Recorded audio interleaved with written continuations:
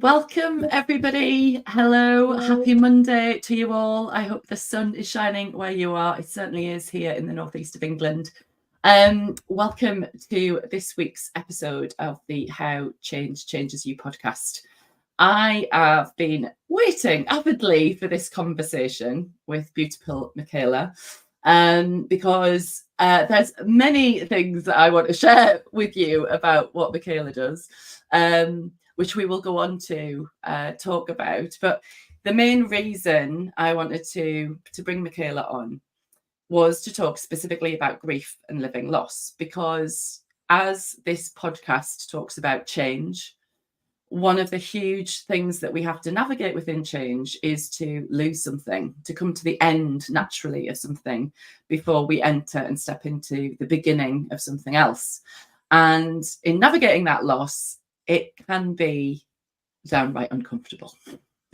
And so we're going to be talking about how you can navigate this. We're both going to be touching upon changes that we've navigated, but also giving you the light of hope and wisdom in some tools you can use, some perspectives from which to look at. But it's really, really important to me that you all experience the warmth and wisdom that I have personally working with Michaela. So without further ado, Michaela, good morning. Would you like to share with people where you are and a little bit more about what you do? Yeah, thanks for inviting me on, Christina. So I am a counsellor and I work in Whitley Bay. And I primarily now focus on my own private practice. But in the past, I've worked in a number of different settings. I've done work with occupational health, so I've worked with people navigating change in the workplace. I've worked in educational settings. I've worked with community, family type settings. And I suppose what's very relevant today, I've also worked in hospice settings as well, working with clients who have life-limiting illnesses and their families. And I guess I've been a counsellor for about 13 years now, amazingly. And what's kind of steadily happened over that time is that I've developed more and more of an interest in narrowing my work and developing a particular specialism, I guess, around the whole area of grief, which I know many people associate specifically with bereavement, yes, which is obviously the case. But as you talked about life losses, I think in your introduction, grief can also be very much experienced when we go through different life transitions and change. So I now work predominantly with all kinds of life loss, and I do a lot of bereavement work as well right now. So that's sort of a little bit about what I'm doing. Yeah, beautiful. Thank you, Michaela. Like I mentioned in the intro, and as many of you, I share it openly because it's something that I'm very passionate, hence the authentic in my authentic action coaching business name. I truly believe that grief is part of being human, and it's often a part of us that we shy away from because it is uncomfortable and it can be very dark. But I think that's the very reason we need to shed some light on it, because I think we can move through life pretending like we're not going to experience it when actually it's the one constant, because we go through chapters of life. Like we mentioned about living loss, transitioning from school, from class to class, from friendship to friendship. That's something that actually is about, being okay with starting things, but being okay with things ending and learning to release. So definitely it was a case of, I want to talk to you, from a professional standpoint, but also to be really honest about, last year when I came and found you, Michaela, and I'm so blessed that I did, because, for anyone who's watching out there who's maybe experienced a loss previously or several losses and maybe death before, that you can fool yourself into thinking, oh, I know grief. Yeah, I know grief, and I've done it before. so I can get through this. I thought that Mm. last year. So I lost my mum in 2010, which was a huge blow to me.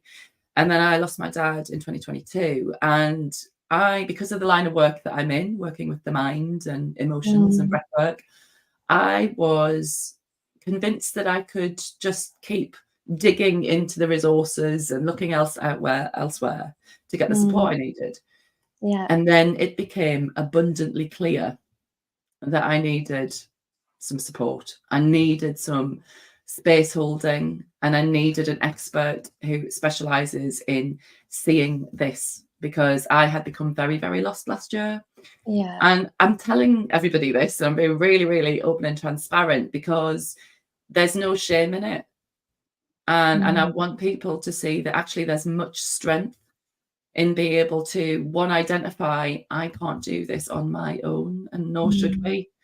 There are people out there to help. And so, I've said this to you anyway, Michaela, but Yeah. I will be, and forever am very, very thankful to you to help the help you gave me last year. Hence why I wanted to have this conversation with Mm. you live, because we don't naturally talk about losses. We talk about Mm. successes and achievements, Mm. but we don't tend to talk about losses, do we? I mean, Oh, absolutely. And I think the way you've described, your journey to the counselling mm, space is one I hear all the time. It's mm, almost like an absolute last resort mm, for people, yeah. and I work with the most, honestly, the strongest, most resilient people. Mhm, Um, but in the midst of their grief, whether that's mm, grief to do with bereavement or another mm, life loss, they often feel, you used a word, lost, and that is a word I hear all the time. yeah. Out of kilter, lost, frightened, confused, just really at their wits' end, because usually they've tried everything they can to cope with and deal with something that they don't really fully understand. And I Mm, think the thing about grief, whether it's bereavement related or life loss related, is it's so complex.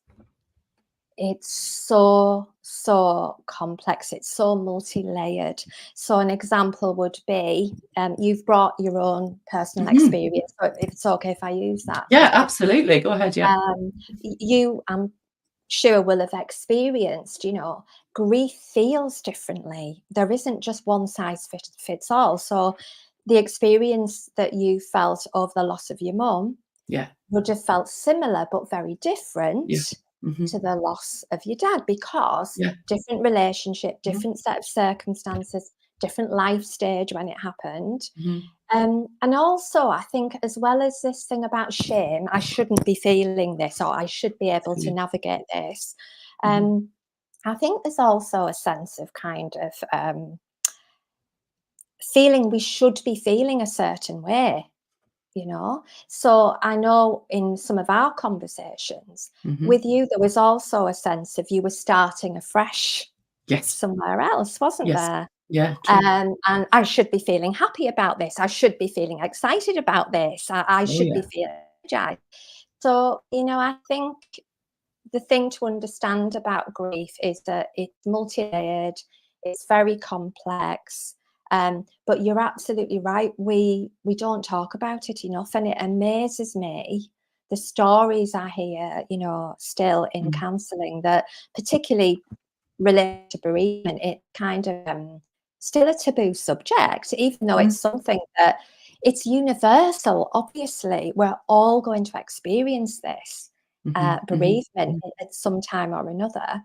Mhm. But I think, just quickly as well, the other thing about life related loss is Mhm. that often people don't realize that it's loss that they're experiencing, that it's grief that they're experiencing, Yeah.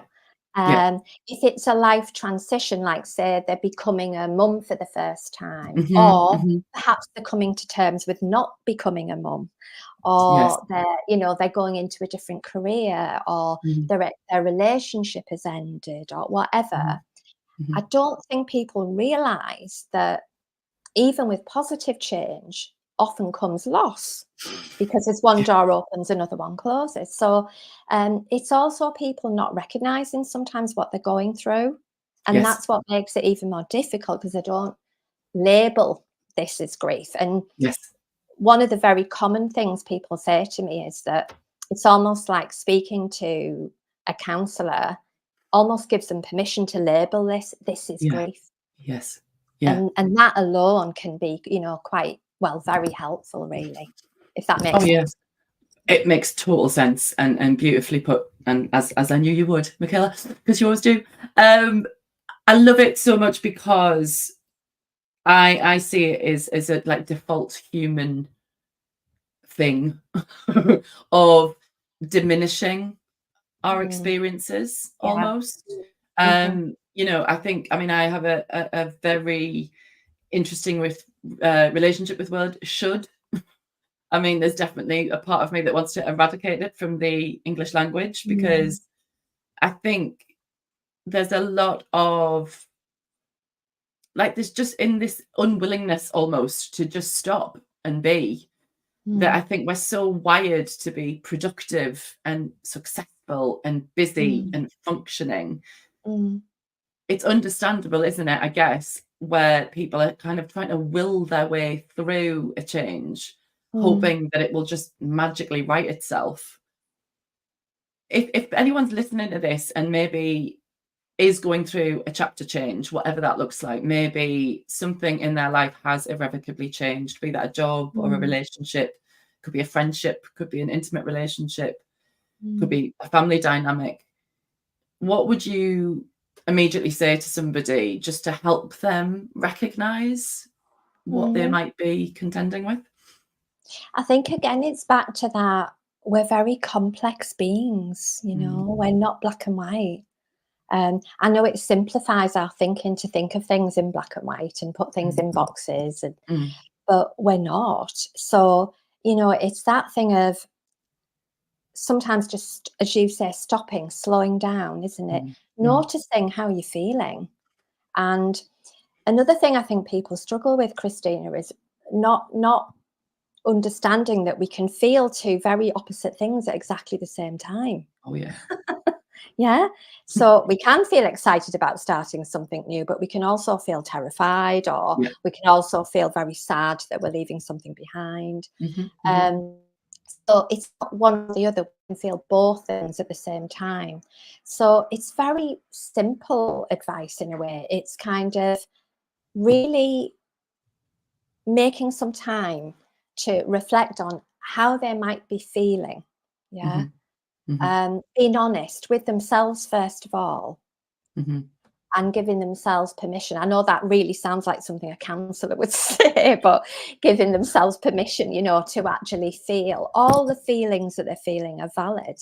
Hmm. They're all Hmm. valid. If someone's feeling something, one of the things people tend to say a lot in counselling is, I know this sounds stupid, but Yeah. yeah, it's Caveat. that thing Mhm. again of diminishing always. If you're feeling it, it's not stupid. If you're feeling it, No, it's valid, it's important, it's fine. it's Hmm. significant. Hmm. So I guess that's the first step, isn't it? Just sort of giving yourself that room, Mm. that permission to feel, and that sort of validation that it's okay. If you don't do Yeah. those things, then you can't do, if you don't recognize that there's an issue, and it's Yeah. okay that you're having an issue as well. It's Counselors often use the term normalizing. Mm. It's normal. It's actually normal. It might not feel normal because on social media and around us, nobody, I mean, it's very rare, isn't it, that people Mhm. are posting about having a really crap day and like Mhm. feeling really Mhm. terrible. It's Mhm. that thing of, it doesn't, might not feel normal, but actually Mhm.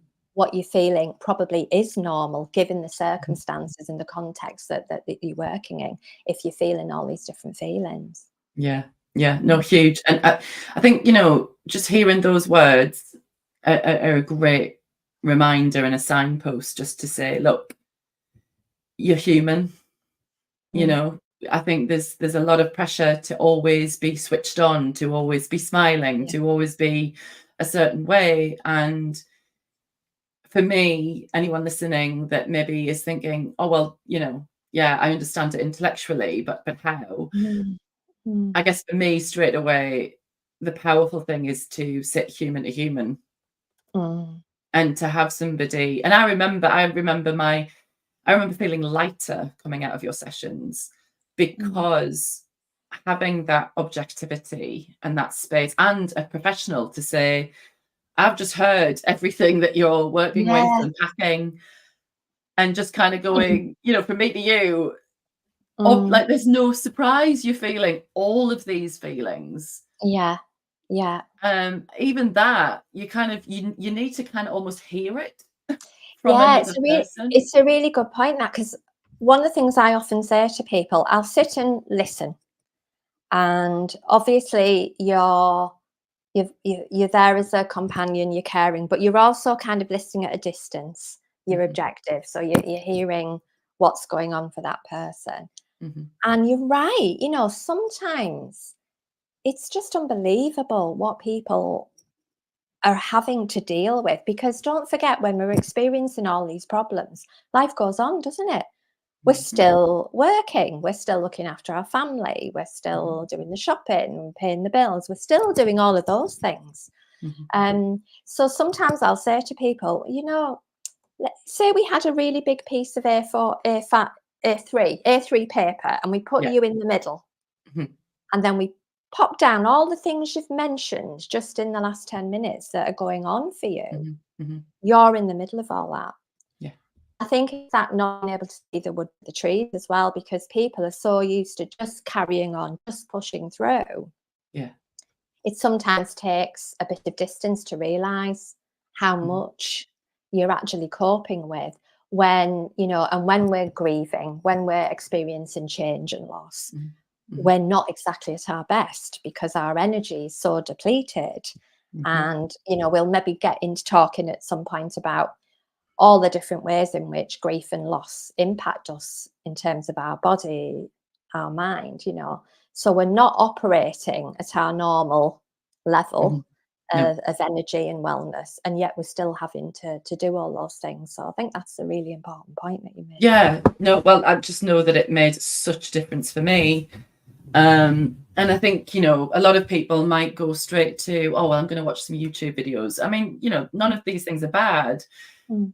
but I just think, to your point as well about energetically to connect with another human being, Yeah. especially given that it's about loss, Mm. not to underestimate the power in that, to Mm. actually Oh, have yeah. somebody Yeah. objectively and lovingly focusing on you. And just because, obviously people have friends and Mm. family and, which is lovely, Mm. but they're not trained counselors. They're not. Mm. And they come with bias and they come with, really not being skilled in the art of listening. And listening in itself is Mm. a real skill.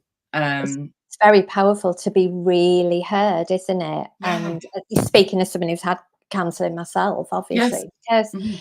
again, people will often talk about, actually, their friends and family are sometimes the most difficult people to share with, partly because it might be very raw and emotional, especially in the case of grief around bereavement. Yeah.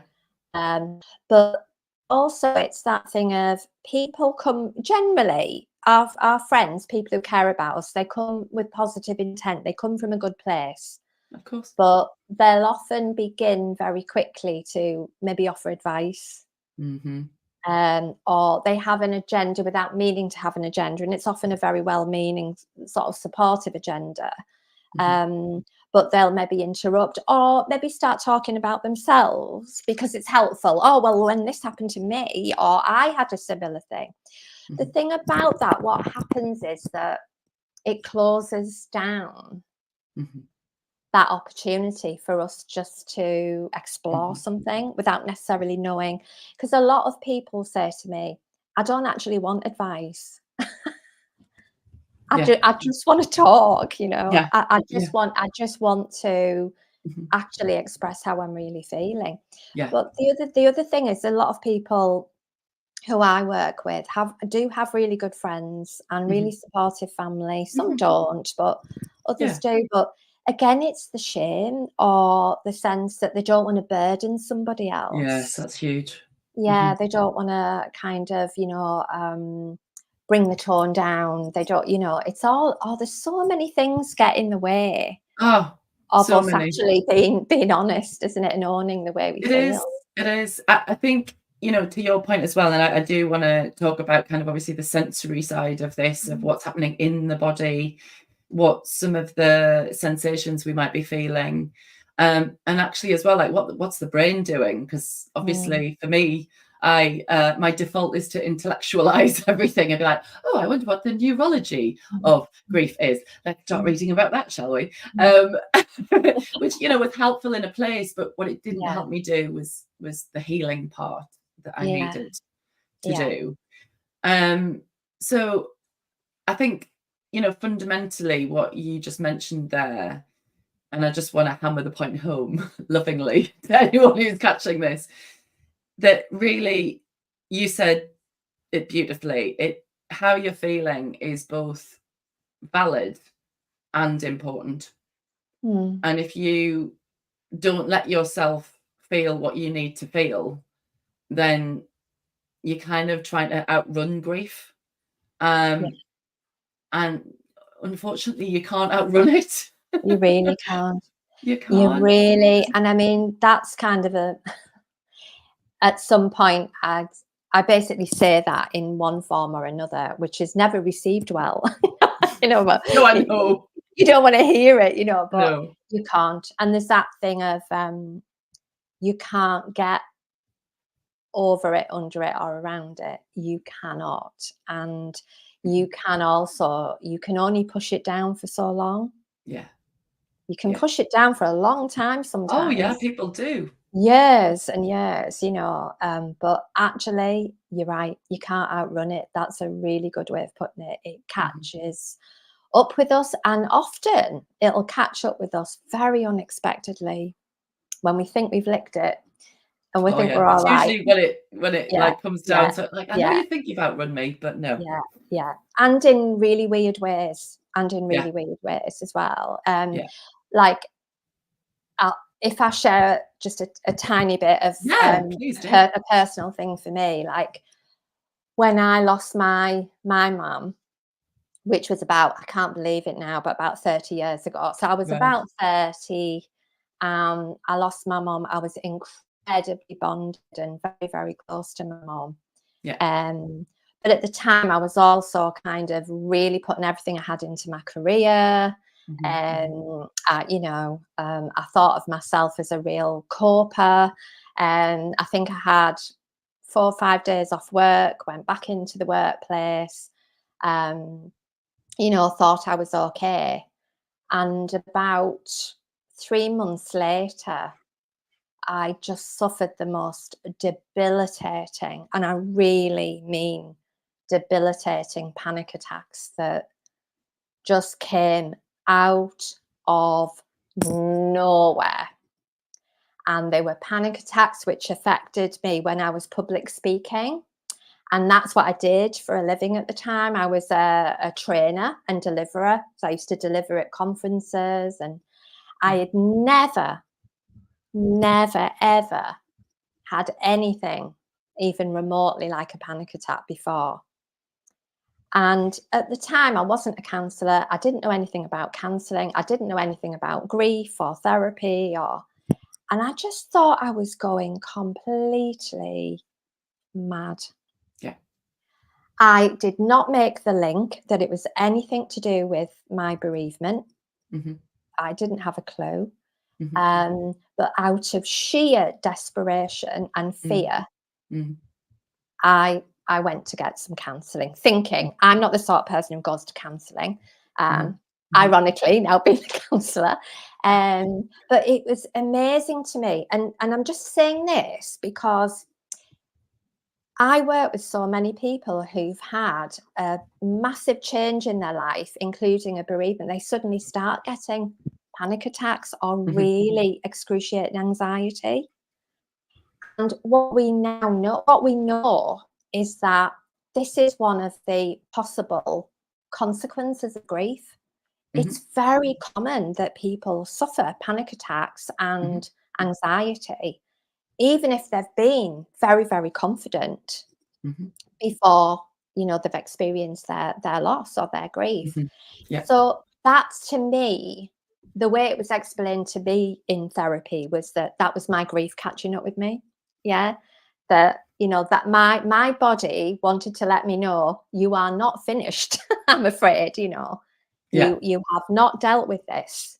And it chose the most alarming way to bring that to my attention that I simply couldn't ignore. So grief can affect us in so many different ways, emotionally, cognitively. Yeah. But it can also feel very scary, because if we don't understand what's happening, again, that's a phrase I hear all the time. I feel like I'm going mad. Yeah. I feel like I'm going mad.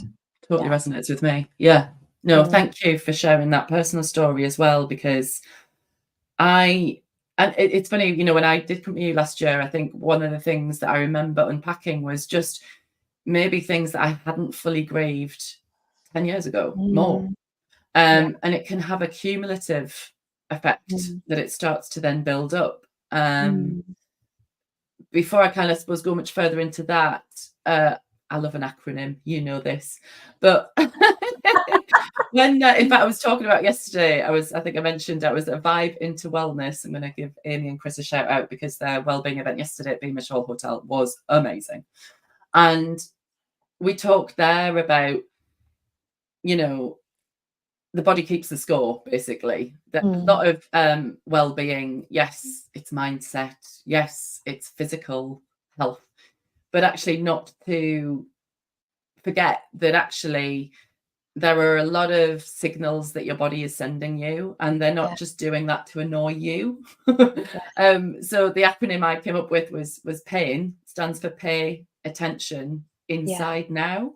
So instead of kind of battling it off, but just to kind of go, why could that be? Because then it kind of gives you an opening into, right, well, there's obviously an issue that I need to kind of lean into. Now, it can be all too easy, because that can feel unfamiliar and scary, because you don't know what it is, and you're telling yourself all of these stories. I mean, God, we're all storytellers, right? But also to kind of go, right, identifying, hold on, I didn't have panic attacks before. Or for me personally, last year, my anxiety levels were the highest they've ever been. I mean, I remember sharing with you, I felt like I was crawling out of my own skin. Yes. Which was just a visceral, it's the only way I could have verbalized what I was feeling. And it was just this visceral thing. So I guess to talk about that a little bit more around some of the messages that your body's sending you, because obviously emotionally, grief in itself is a myriad of all different emotions, isn't it? Yeah, sure. Like a cocktail. Yeah, absolutely. Yeah. So what are some of that you see from all of the clients that you've worked with and your personal experience of, obviously you've just mentioned about panic attacks being one, but yeah, what are those signals typically, or what are the most common ones that you see? Yeah. Oh, it's so wide-ranging. The phrases people use are very common, even though their experiences might be different. But it'll say things like, I don't recognize myself. Right. I've lost myself. Yeah. I'm not like I used to be. This is part of the fear, because we're experiencing things maybe in a really visceral way, or a way what you don't recognize. But it could be kind of like cognitively, we can be a complete mess, really. Like, what we know is that, grief it can affect our memory, can affect our concentration massively. We can't get through a book, can't read a line, can't watch a TV program, can't just keep drifting off, can't read the newspaper. Our concentration levels obviously massively affects us wherever we are, especially in the workplace. Affects our decision making. Like, suddenly we can't make a decision, we're frozen. That kind of thing. over emotional, as people would describe it. I'm over the top responding to things. I'm getting things out of perspective, you know, those kind of things. I'm making a mountain out of a molehill. I'm crying at the drop of a hat, you know, those kind of things. Very, very tired, exhausted, Oh, God, yeah. burnout. Yeah, really. I mean, grief is exhausting. It is literally exhausting, you know, energy completely gone. So all of those kind of things. We know that grieving can affect our immune system. Yeah, even we know that. We know Yeah. it can obviously affect our blood pressure. So we can experience anxiety, but we can also experience, you know, catching lots of different colds, or, you know, never feeling physically well, always one thing after another, you know. So no two people are the same. And in fact, I always say that I've been doing grief work for about 12, 13 years. And although there are similarities, I've never heard the same thing twice, exactly the same.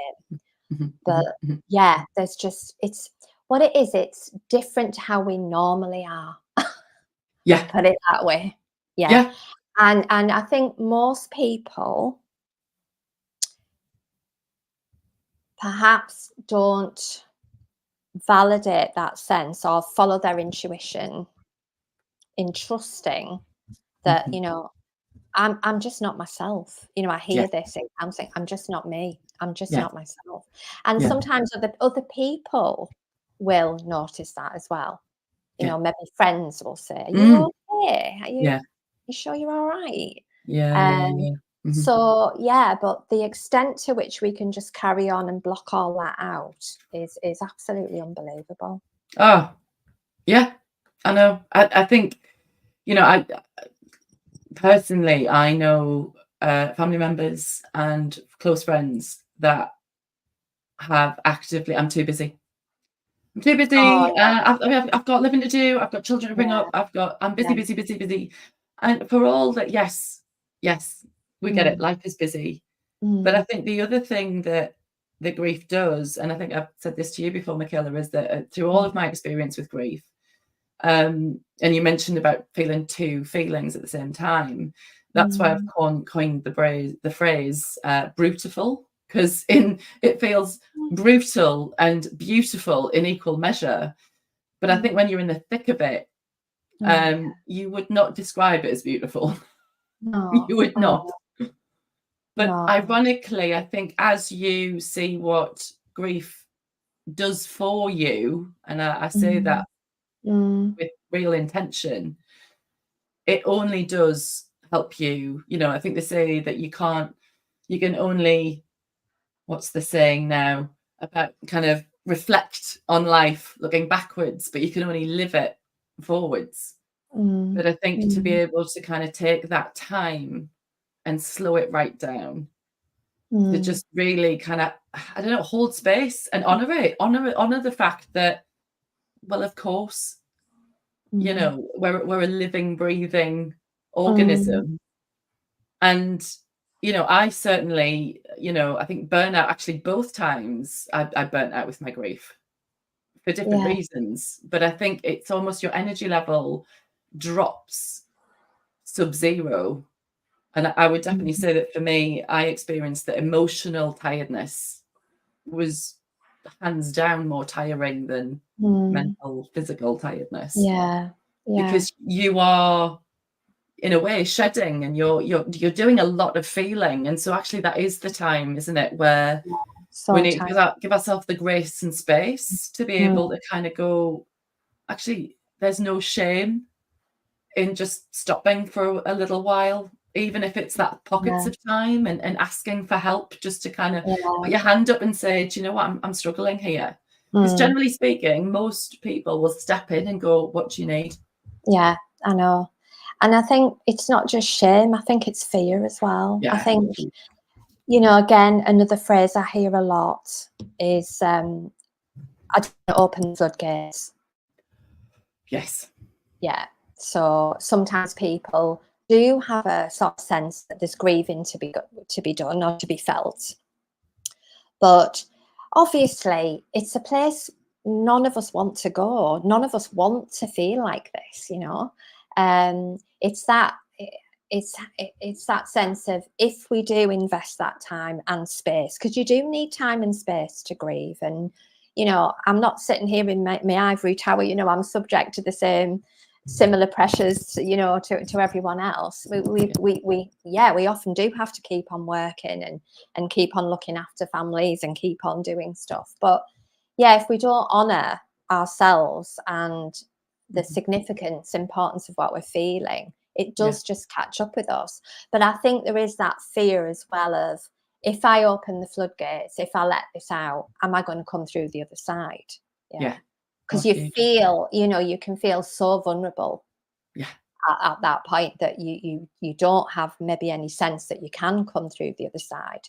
One of the things I absolutely love about doing grief work is that I get to see people come through the other side.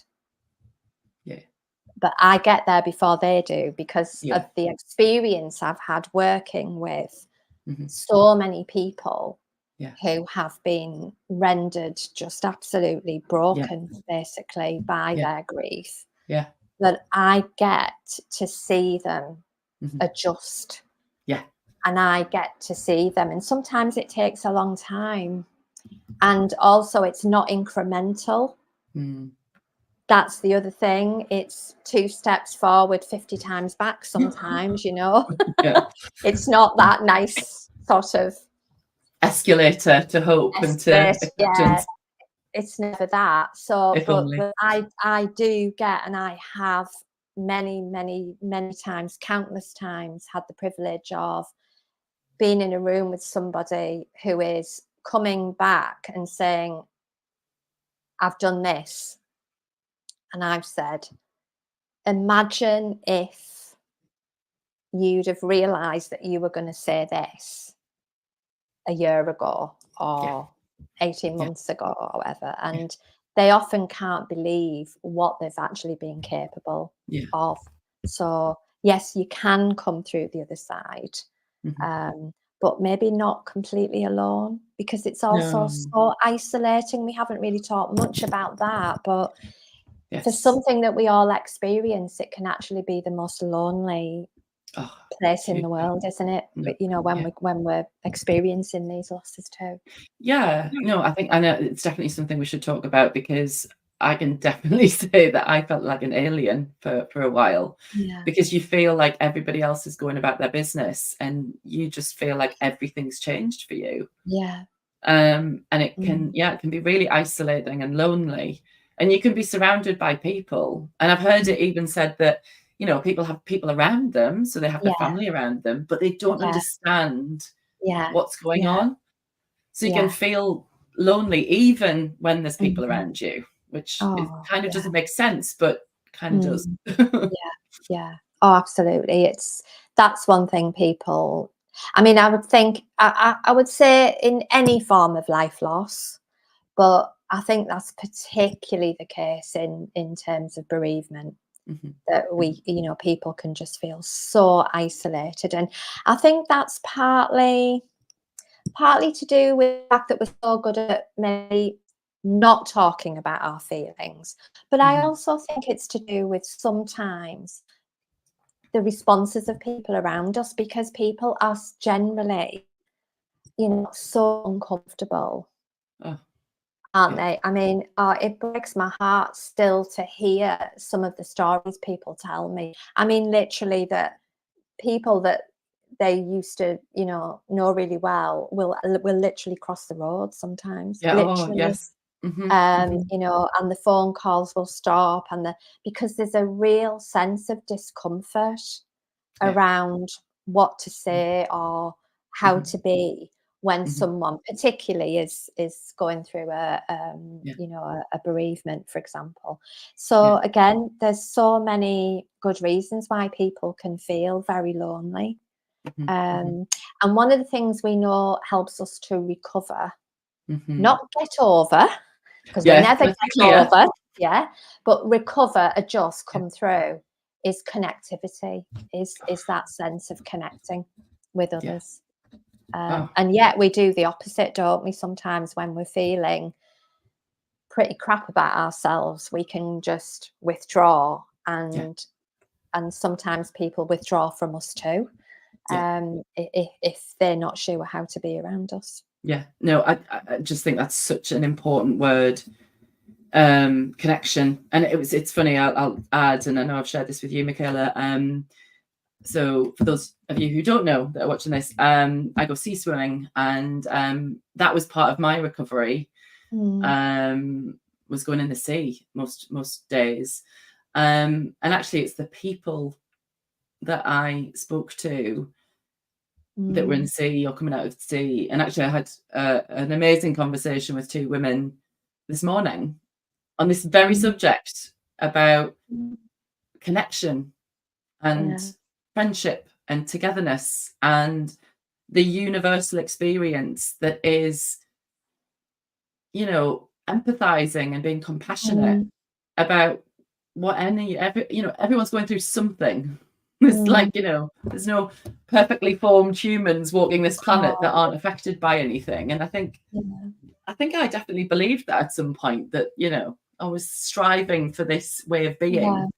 But I think the biggest thing there, and you talked about it, it's the integration, I guess, to kind of say, look, there's parts of me that are still hurting, but there's parts of me that can. And I think I remember someone saying to me, probably around the time that I lost my mum, that kind of grief is this big ball that's here when it first happens, when it's just a shock. And then slowly over time, it kind of moves a little bit here. Yeah. And then it kind of sits here. Or almost that you don't grow, or it doesn't grow, it doesn't get smaller. Your life grows around it. Your Yeah. life grows around it, and you can Yeah. carry it more Yeah. lovingly and Yeah. less, like, you less want to repel it. It's more, you integrate it's being part of you. So That's right. you learn how to love it in a you learn how to way. live with it, and you adjust to it, and you learn. It's almost like you learn to have a relationship with it in a Yes. weird way. Yes. That theory that you've touched on there is probably, I mean, there's lots of different ways of looking at grief. The one that I personally think resonates with most people who I work with, they'll say, oh yes, that feels like my experience. And it is called going around grief. And it's sometimes called the fried egg model, actually, because it's kind of, it looks a bit, if you imagine like the yolk being the grief and the white being the life around the grief. Well, when we first experience a loss, it's all yolk. The grief is all consuming. Yeah, we don't really have a life at first around it. Or if we are, we're just going through the motions of that. We're just surviving. We're just, but very, very gradually, and it's different for everybody. Because that's the other thing, just to touch on, that so many people say, it's been a year now. It's been 2 years now. I How long is should this be going to feeling take? better than this. Yeah, but it's different for everybody. But gradually that yolk, it actually stays the same size, but it looks like it's getting smaller. The reason it looks like it's getting smaller is the white of the egg is getting bigger, so it looks like it's reducing. But it basically means that we're always going to carry that loss. I think I'd be right in saying that you're always going to miss your mum, aren't you? Oh God, yes, of I'm course. always going to miss my mum. We lose a partner, we lose a daughter, we lose a friend, we lose a pet. Pet loss can be phenomenally painful for people. Yes. But that loss will stay with us. We're always going to honor that. We're always going to feel the loss of that person.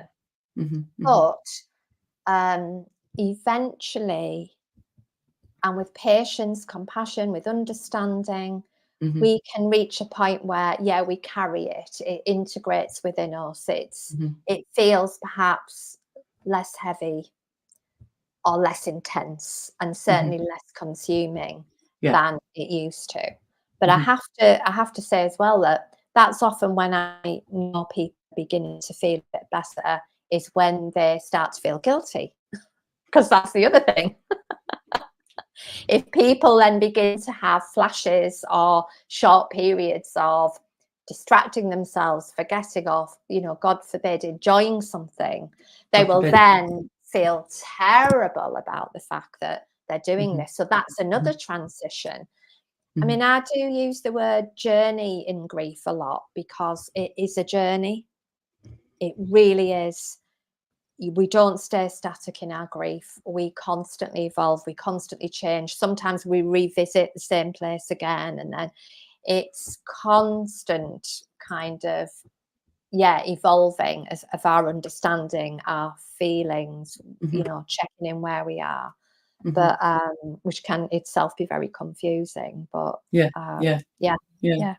No, I love that, Michaela, and it's the ultimate change, and I think this is what the reflection is of, you know, equipping people, I guess, equipping them and empowering them with greater compassion. I think there's a lot of, unfortunately, it is changing, I think, but, you know, we come from a world of, oh, you've just got to keep soldiering on, and you've just got to keep going, and, you know, like, you know, pull yourself up kind of thing, lift yourself up, or get over it, you know, that kind of thing. Or, you know, how long is this going to take? Like, next, chase. And I think the more people you speak to, and I think especially those that have experienced grief, I know that I can, it's almost like there's no words. There's just a look in someone's eyes, and you can see that they have navigated a journey. And there's just something, and I think this is where, as hard as grief is to go through, when you do open up to and feel more of a place of healing and integration, that's when all of the riches begin to emerge. And I think that's been my experience, that, and it sounds so odd, and especially given, you know, when you're in the absolute eye of the storm, then years later to kind of feel, oh, well, the trees look greener, the sky looks bluer. Like, now it's actually, you notice the little things in life that are just, it's almost like you go back to kind of seeing the awe in life.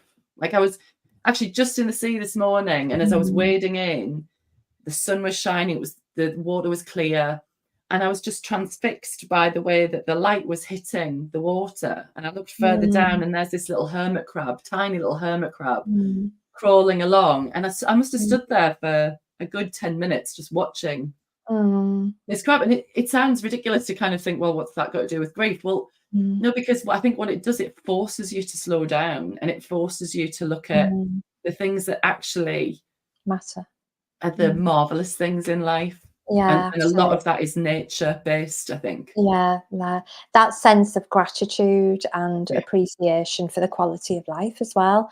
Often when people experience a big change, and again, particularly with bereavement, they do have this kind of this knowing, this sense eventually of, life is finite, isn't it? You know, we're not here forever, and we've, you know, it's, how do we want to spend that time? How do we want to make, I mean, this was particularly the case when I worked in the hospice. You know, wow, it really does bring home to you, you know, what do you actually value?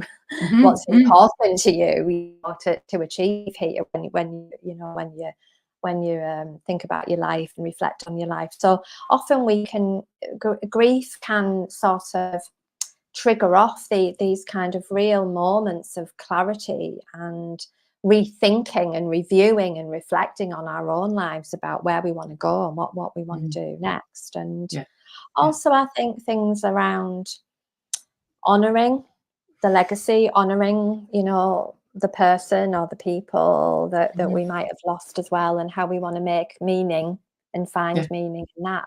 You know, eventually we can get to that sort of stage, whereas at the beginning of the chaos, that just feels like something we can't even imagine.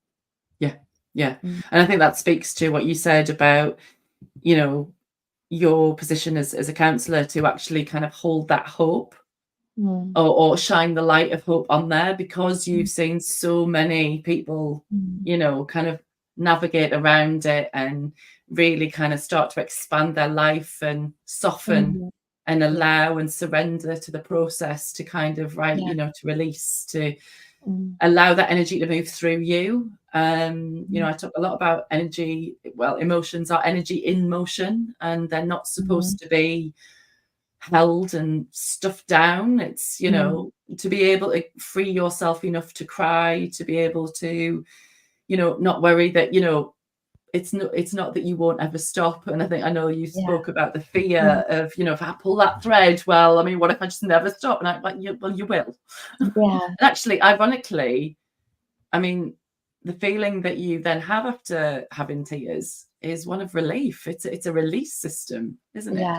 Oh, definitely therapeutic. Yeah. I mean, obviously, people imagine themselves. Nobody used to cry in the middle of a supermarket, but you know, in grief, this happens sometimes. You know, we don't have that sense of control. But I understand that people, you know, want to grieve in a safe place if possible. But yeah, there's a sense when we feel we can allow that to happen, that usually people do feel better, if even if only temporarily at that point, because there's something therapeutic about, you know, letting out that energy. Yeah, for sure. Well, I've just absolutely loved our conversation, Michaela. There's just so many golden nuggets of wisdom and warmth, as I knew there would be. We're going to make sure that all of the the link to your website is on there, Whitley Bay Therapy, and it's yourself and your husband, isn't it, that are, well, your husband is partner more. My husband does, he works with couples, but he does do a lot of work around self-esteem and that kind of thing with individuals. But I think, well, can I just quickly say, of course.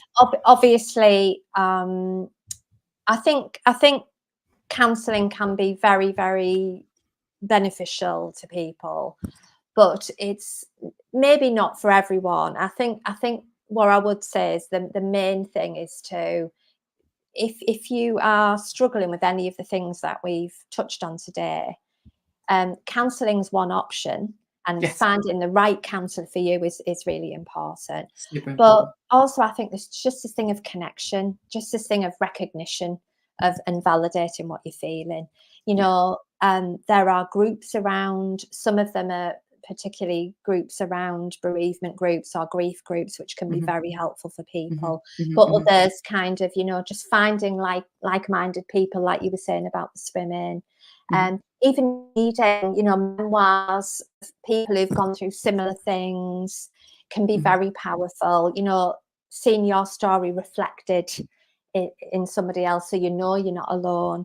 There are many ways of trying to get connected as well. So it's just kind of, allowing yourself to sort of recognize what you're feeling as grief, and then putting out your tentacles of asking for help, not necessarily from a counsellor, but maybe in you know, in other guises, whatever's right for you.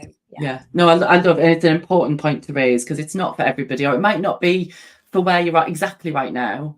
There might be another entry point in, you know, it might be finding a yoga class. It might be, you know, being more out in nature and just talking to people, and whatever then you feel yourself kind of your ears prick up or something kind of, oh, that's interesting.